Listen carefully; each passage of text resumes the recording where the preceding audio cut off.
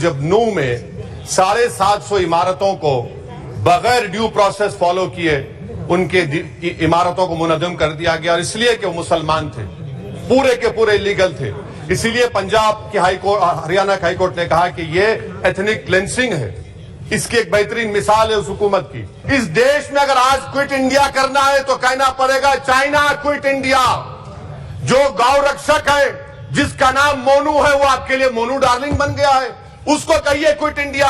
Sir, जो लोग तुष्टीकरण की राजनीति आप कर रहे हैं, सर मैं 11 पॉइंट आपके सामने रखूंगा जो मैं बताने की कोशिश करूंगा कि क्यों हम इस तहरीक अदम एतमाद की तायीद में और मोदी हुकूमत की मुखालिफत में खड़े हैं। सर, हालिया दिनों में हमारे मुल्क में ट्रेन में एक वर्दीपोश दहशतगर्द ने अपने सीनियर मीना साहब का कत्ल करने के बाद ट्रेन के कंपार्टमेंट में जाकर नाम पूछकर, चेहरे पर दाढ़ी देखकर, कपड़े देखकर उनको, और उसके बाद उसने कहा कि इस देश में रहना है तो मोदी को वोट देना पड़ेगा।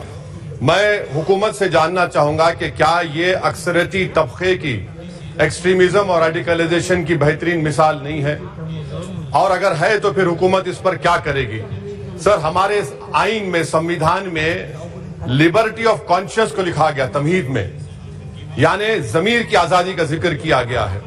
मैं हुकूमत से और खास तौर से वजीर आजम से जानना चाहता हूं कि कहां गया इस हुकूमत का जमीर, कॉन्शियस जिसको अंग्रेजी में कहते हैं, जब नू में 750 इमारतों को बगैर ड्यू प्रोसेस फॉलो किए उनके इमारतों को मुनज़्ज़म कर दिया गया, और इसलिए कि वो मुसलमान थे, पूरे के पूरे इलीगल थे।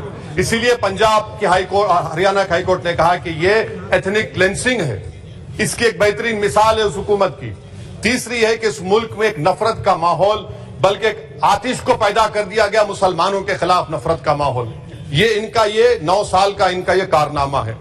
तीसरा सर, मणिपुर के ताल्लुक से कल बड़ा लंबा जवाब वजीर दाखिला ने दिया।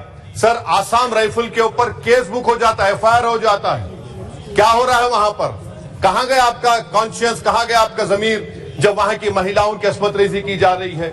और आप मुख्यमंत्री को नहीं हटाना चाहते इसलिए क्योंकि वो कोऑपरेट कर रहा है। सर, मैं हरियाणा और मणिपुर के वजीर आला के लिए, किसी शायर ने अच्छा कहा था कि कुर्सी है तुम्हारा ये जनाजा तो नहीं, कुछ कर नहीं सकते तो उतर क्यों नहीं जाते। आखिर कहां गया? उन ताबूतों में खो गया कि आपका कॉन्शियस, आपका जमीर, जहां पर 50,000 लोग बेघर हो गए, यानी 6 लाख हथियारों को लूटा जा रहा है। आखिर कौन सा आप इंचार्ज वहां पर हैं? सर, 14 पॉइंट हिजाब को एक मसला बना दिया गया और मुस्लिम बच्चों को तालीम से महरूम कर दिया गया। क्या ये आपका लिबर्टी ऑफ कॉन्शियंस है? कहां गया आपका जमीर? सर, अभी आपने फाइनेंस मिनिस्टर साहबा ने कहा, यहां पर DMK के मोहतरमा कनीमोजी ने महाभारत के द्रौपदी का जिक्र किया।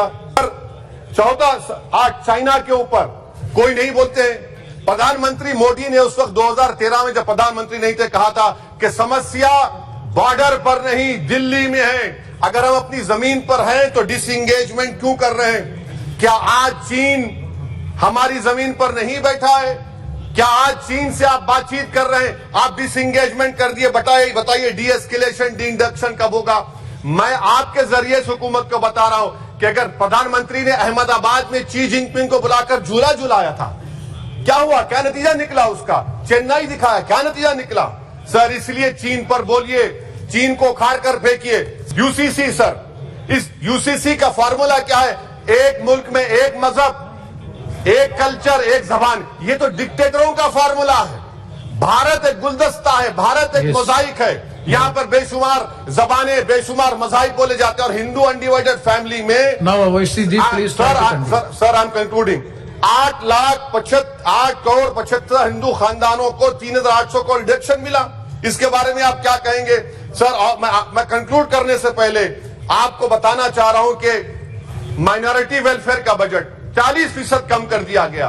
पढ़ो प्रदेश, प्री मैट्रिक स्कॉलरशिप कम कर दी गई। मौलाना आजाद फाउंडेशन खत्म कर दिया गया, फेलोशिप, और इसकी वजह से 1,80,000 मुसलमान हायर एजुकेशन में गायब हो चुके हैं। सर, मैं इख्तिताम में कह रहा हूं कि पसमानदा मुसलमान से प्रधानमंत्री को बड़ी मोहब्बत है।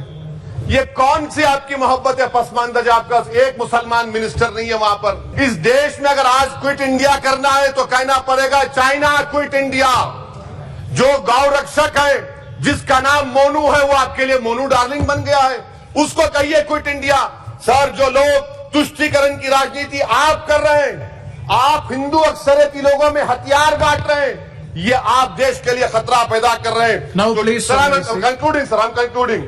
इसीलिए हम आपसे अपील कर रहे हैं कि हुकूमत से कह रहे हैं कि आप जो सियासत कर रहे हैं, इससे नुकसान देश को होगा।